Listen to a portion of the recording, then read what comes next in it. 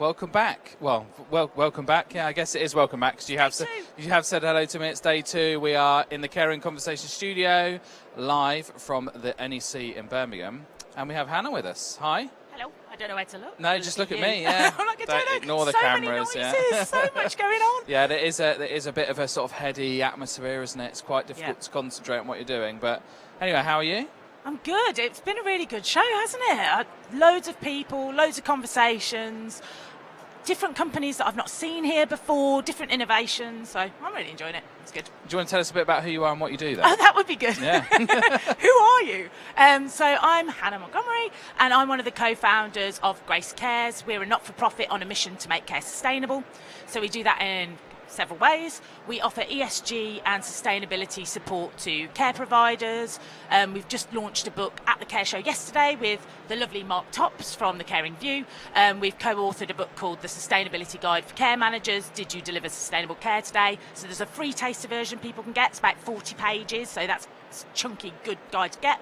Or there's a full workbook guide, and that's good charitable donation toward it as well, but that will help care providers go in and be able to record their carbon footprint, know how to analyse it. There's quizzes on, what scope would this be?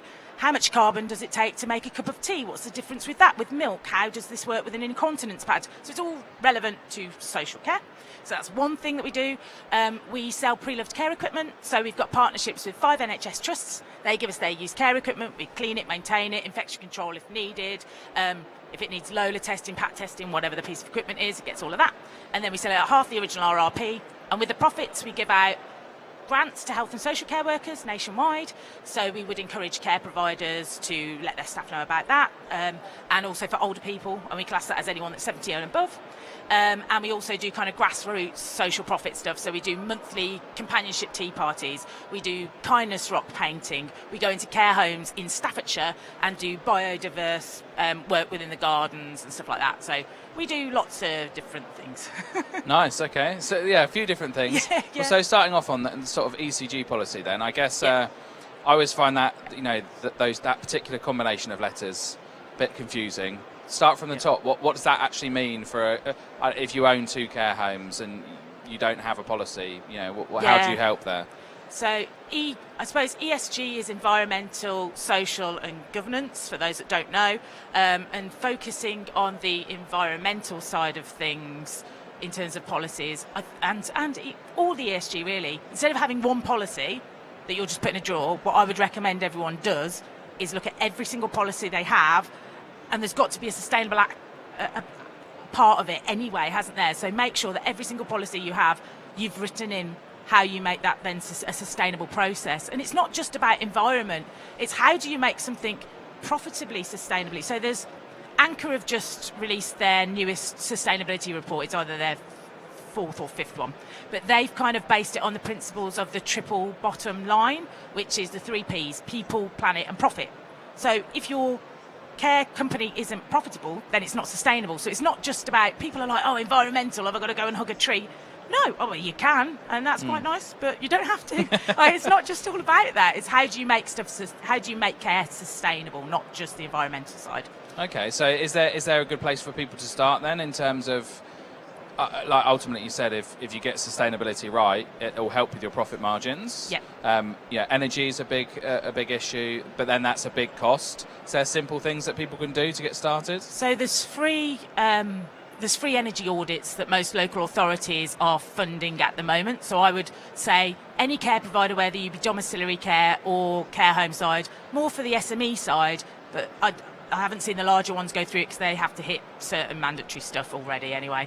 Go to your local authority and ask what's available. So there's smaller funding pots still there, and they're till about March, and there's free energy audits. But before you even start there, I would say go and gather information. If you haven't done anything at all, what are your company values and missions? If you want to become a more sustainable provider, work it into your core missions and values, talk to your staff. So the CQC are asking that you are talking to staff, residents, service users and other stakeholders. So start by asking them what they think, work that into your company visions and missions and statements, and then almost start when you're onboarding staff. Then you've got here are what our sustainability goals are, here is our processes for this. So people are almost trained on it at the beginning, so it becomes culture before you even start looking at your energy audit. Then go into energy audit. Data is king. Get the data on everything you're doing now. Care providers, when I talk to them, are doing far more than they ever think that they're doing, but they just haven't recorded it. And if you haven't recorded it, where's the evidence? And the CQC are going to go, there's no evidence here. One of the things that they're talking about so I checked, and the CQC hadn't updated the website in terms of environmental sustainability since February of this year, so nothing has changed. And one of the things that they're looking on the sustainability is on your medicines. So if you are already implemented an EMAR system, you can look at the medicine wastage, then put your fork in the ground at that stage and then go, and we're going to reduce it by this percentage. And then you show your sustainability on that. Have a look at what your energy consumption is now. We're going to do it by this. So you might want to put everyone's got to be net zero by 2050, right? Mm-hmm. So how are we going to do that? So by this time next year, we're going to be saving X amount of carbon emissions. Just give yourself little targets, but make sure that you're gathering all the data. Yeah. That's what I would say. And I suppose there's things that you can go quite far with this, can't you? And look at kind of travel time for your employees and things like that. You can really start getting into the detail of the data to work out, is it worth giving grants to the employees to be able to buy electric cars and things like that, right? So the CQC, one of the things is how you're supporting and rewarding your staff.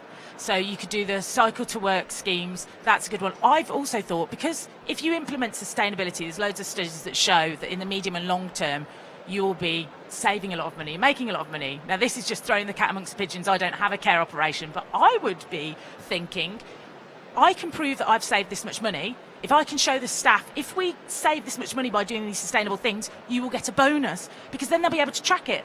You've got to kind of change the whole culture within one care worker turning off a light isn't going to change the world. But if everybody's going, oh no, you turn the lights off here and that helps, and it will help our bonus and it helps the planet because we've saved this much carbon, it's got to be in every staff meeting. It's got to be throughout the company missions and values. I need to think about things like waste as well. Waste is very expensive. Yep. I know from owning my coffee shop, if you put too much in your bin, you get charged more money, and then actually some of that stuff maybe doesn't have to go into it or could be taken somewhere else and donated separately. There's different functions to do that. And again, if you can look to save, you probably save thousands of pounds a year if you look to just organise that a bit better. And so I was on a panel with Sanctuary. Sanctuary were on the panel that I was on yesterday, and they just changed in a care home setting, and they just changed their trays to be smaller trays, and their food waste shrunk by 30%. Wow. They also changed meal choices to just have 2 meal choices at each meal.